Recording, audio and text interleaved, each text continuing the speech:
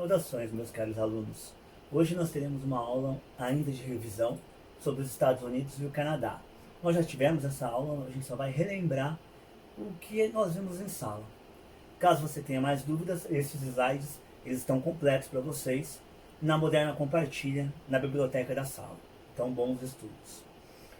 Quando a gente fala de Estados Unidos e de Canadá, são dois países da América do Norte, também anglo-saxões, que é a língua de origem, né? São os dois únicos países ricos da América, os outros são países subdesenvolvidos emergentes ou subdesenvolvidos, né? Os Estados Unidos têm uma influência econômica mundial muito grande, cultural também, visto que nós assistimos grande parte dos seus filmes, ouvimos as suas músicas, então também tem essa questão cultural também nessas relações internacionais com os Estados Unidos. Em 2020, era prometido que o país seria o maior produtor de petróleo do mundo, né? Eles já são os maiores usuários deste combustível fóssil tão importante para a economia mundial, mas como nós tivemos aí o problema do Covid-19, do coronavírus, algumas alterações foram impostas aí a essa previsão que os Estados Unidos seriam os maiores produtores em 2020. Continua sendo aí em 2020 o maior produtor do Emirados Árabes, não pela quantidade, mas sim pela sua qualidade de produção. O seu petróleo tem uma qualidade melhor do que o petróleo russo, por exemplo. Os russos ainda eles são os maiores produtores em quantidade, mas não em qualidade. Isso faz com que o petróleo seja mais caro, apesar do petróleo estar um pouco mais barato, visto que tudo depende da sua utilização. A utilização de petróleo diminuiu, é a lei de mercado. Menor consumo, menor valor. Aqui nós temos uma tabela que mostra justamente aí as reservas de petróleo em alguns países, né? A China é o maior produtor, né? É o que tem a maior reserva, desculpa, não é o maior produtor, mas é o que tem a maior reserva aí de consumo de petróleo, visto que o país produz muito, né? É o maior produtor industrial do mundo hoje, seguido aí por Estados Unidos. E produção industrial também está muito ligada à questão ambiental, né?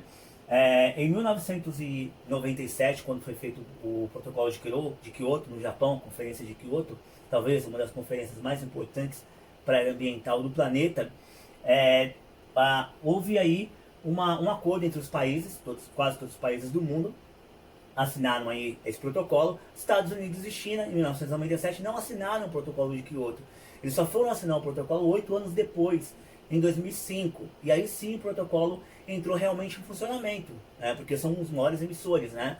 de combustível fóssil do mundo, né? De emissão de gases, tipo de óxido de carbono, que é o CO2. A Organização do Espaço dos Estados Unidos. Os Estados Unidos ele é dividido em belts. O que são os belts? Os belts são os cinturões. Nós temos os cinturões agrícolas e nós temos também o cinturão industrial, também chamado aí de Manufacturing Belting. Manufacturing Belting fica justamente onde? No Nordeste dos Estados Unidos. Então, onde fica o Nordeste? Nova York, Chicago, Boston, Washington. Essas regiões também são as regiões com mais adensamento populacional. É onde nós encontraremos aí as megacidades. O que é uma megacidade? Uma megacidade é onde nós temos mais de 10 milhões de habitantes, né? Então, nesses estados nós teremos mais de 10 milhões de habitantes. Também é a área mais industrial dos Estados Unidos.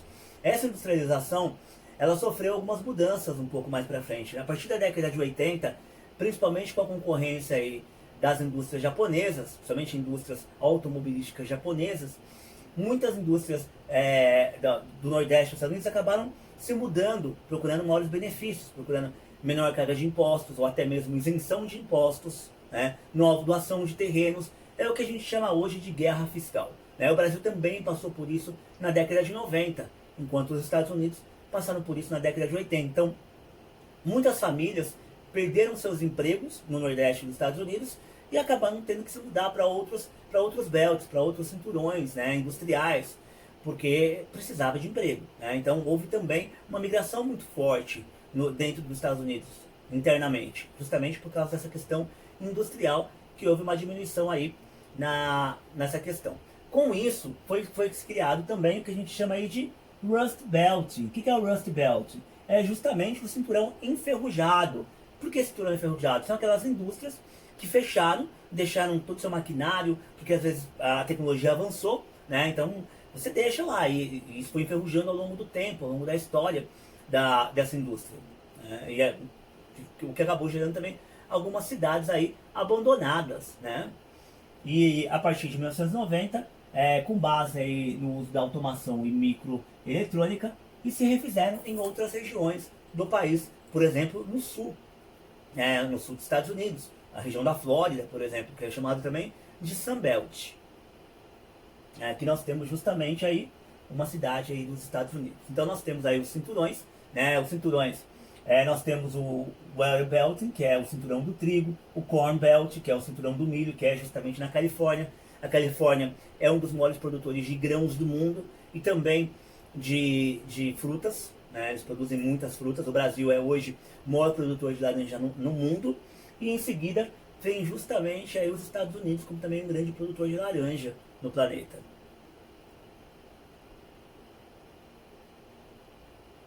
E aqui nós temos aí justamente os belts dos Estados Unidos, né? Os cinturões agrícolas. A agricultura norte-americana, os Estados Unidos é o maior produtor agrícola do mundo, né? Eles produzem grande quantidade de alimentos, né?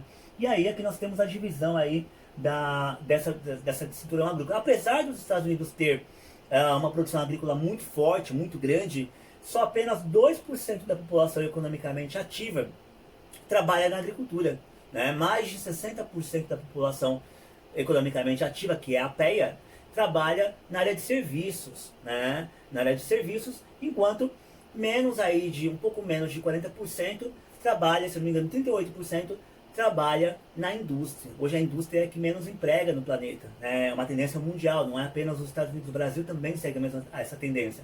A maioria da população economicamente ativa no Brasil trabalha na área de serviços.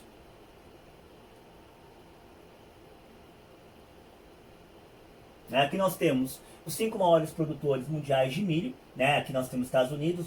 O milho deles é muito importante porque também o etanol, que é o que equivale ao nosso álcool, a gente utiliza especificamente a cana-de-açúcar.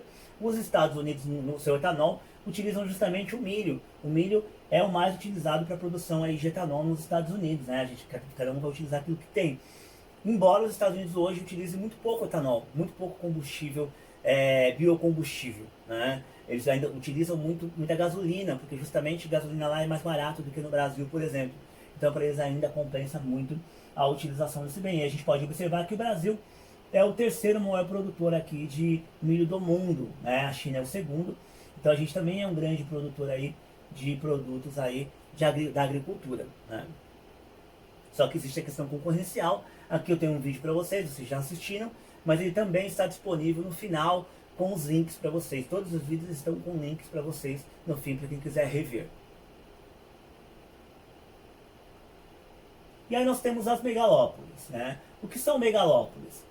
Nós temos Washington é Boston, Nova York e Washington, né? É a junção de cidades muito importantes, tipo a megalópole, né? É justamente a megalópole. Então a megalópole é a junção de cidades muito importantes com características muito parecidas. É uma grande conurbação, né? A conurbação são cidades muito parecidas, com a mesma organização, cidades industriais que concentram grandes quantidades de serviços. Por exemplo, o ABC, né? Santo André, São Bernardo e São Caetano é justamente uma conurbação, mas é uma conurbação entre cidades. Já uma megalópole é entre estados de uma mesma região. No Nordeste dos Estados Unidos nós temos justamente Boswash, e nós temos Sansan, que é justamente São Francisco, San Diego, né, na Califórnia, que também é ali na costa oeste dos Estados Unidos. Também é uma megalópole muito importante aí para os Estados Unidos, né? E nós temos Chiplitz, que é Chicago, e Pittsburgh também, que acolhe 6% da população dos Estados Unidos.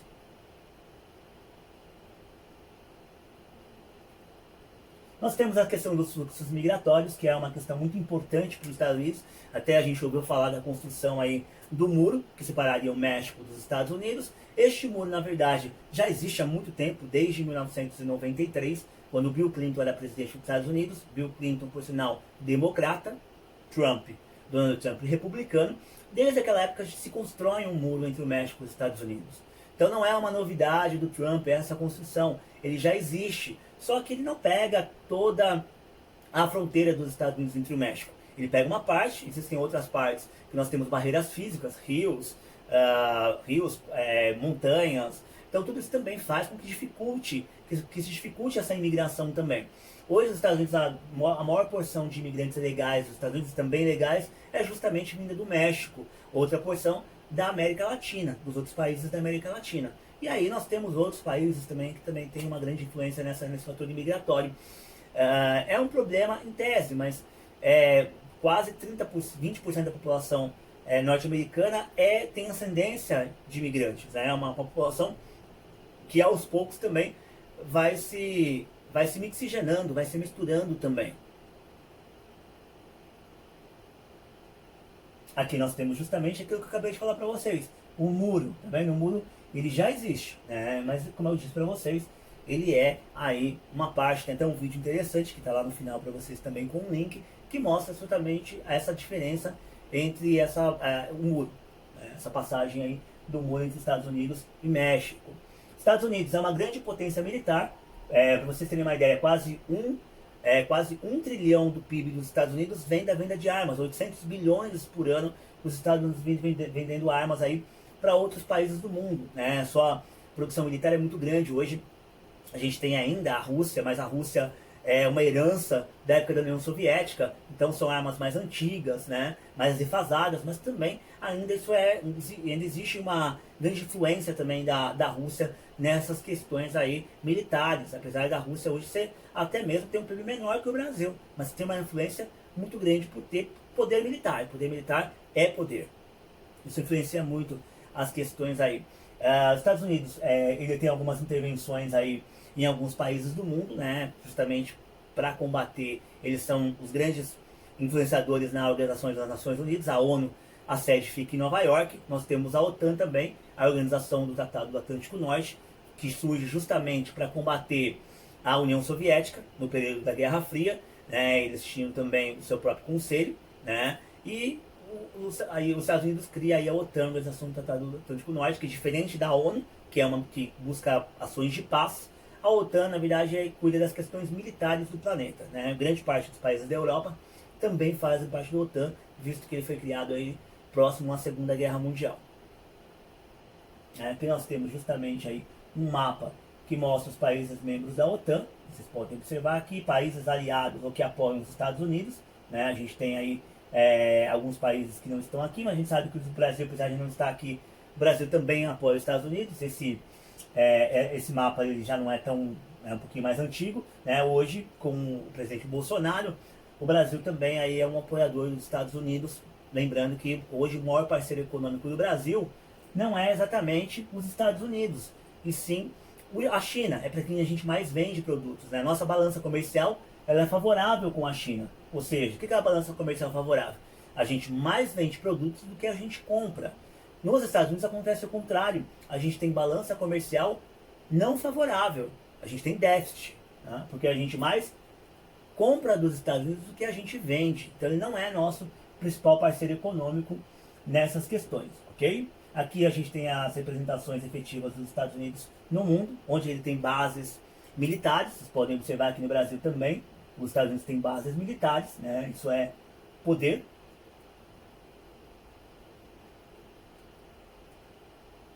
A partir da década de 80, os Estados Unidos têm aí um processo de abertura, a China tem um processo de abertura comercial com os Estados Unidos.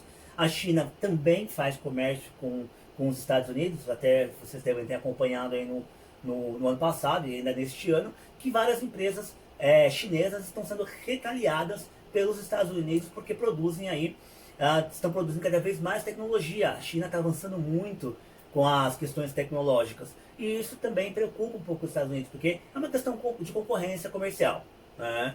Algumas empresas até mesmo têm bloqueios aí tecnológicos de compra de produtos norte-americanos, justamente para diminuir essa produção tecnológica aí, essa concorrência com os Estados Unidos. E aí nós temos o Canadá é muito mais simples para nós falarmos, ele tem muitos recursos naturais, é um país pouco populoso, um pouquinho mais de 30 milhões de habitantes, só para a gente fazer uma medição com São Paulo. São Paulo tem mais de 42 milhões de habitantes, né? Então São Paulo é mais populoso do que o Canadá inteiro, um país muito frio, com uma população rica também, com uma grande concentração de imigrantes. Vários brasileiros também hoje moram aí no Canadá com essas oportunidades que tem tido aí. Né? A maior concentração populacional se encontra aí ao longo da fronteira com os Estados Unidos, ou seja, próximo aos Estados Unidos, né? Na parte sul do Canadá, grande porção da população mora na parte sul, né? Um dos maiores IDHs do planeta, Índice de Desenvolvimento Humano, né? Que é saúde, educação, né? E a questão da renda per capita, que são os três indicadores aí para o IDH. O Canadá chega a ter 0,911, né? É um ótimo IDH, né? O IDH vai de 0 a 1. Quanto mais próximo de 1, melhor o IDH. Quanto mais próximo de 0, pior o IDH. Nenhum país do mundo, óbvio, tem 0. A maioria dos países hoje estão acima de 0,3, né? 0,320, 340. Grande parte dos países na África. E aqui na América nós temos o Haiti também como exemplo de um país que tem um IDH muito baixo.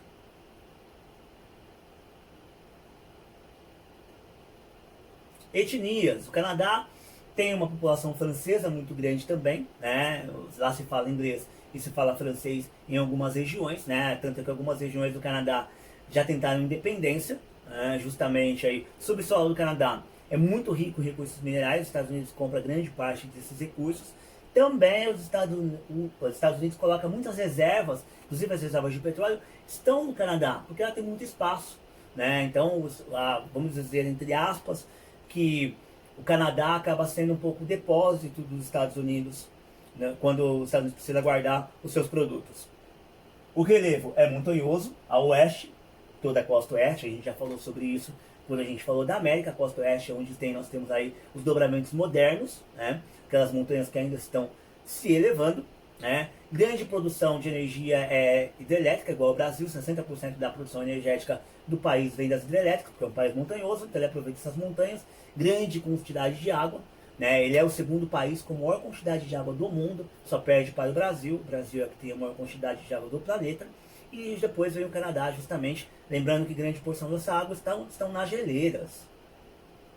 A exploração da taiga. A taiga é a sua vegetação principal, uma vegetação fria, né, nativa aí da região, e aí com a extração aí de madeira, que é por celulose, e aí tem as áreas de reflorestamento. O Canadá se preocupa muito com essas questões ambientais. Para vocês terem uma ideia, o Greenpeace nasceu no Canadá. Aqui algumas fotos para a gente ilustrar aí. Aqui eu coloquei os links para vocês dos vídeos, né, para vocês reverem. A gente já assistiu, mas vocês podem rever novamente. Muito obrigado. Nós nos vemos na próxima aula.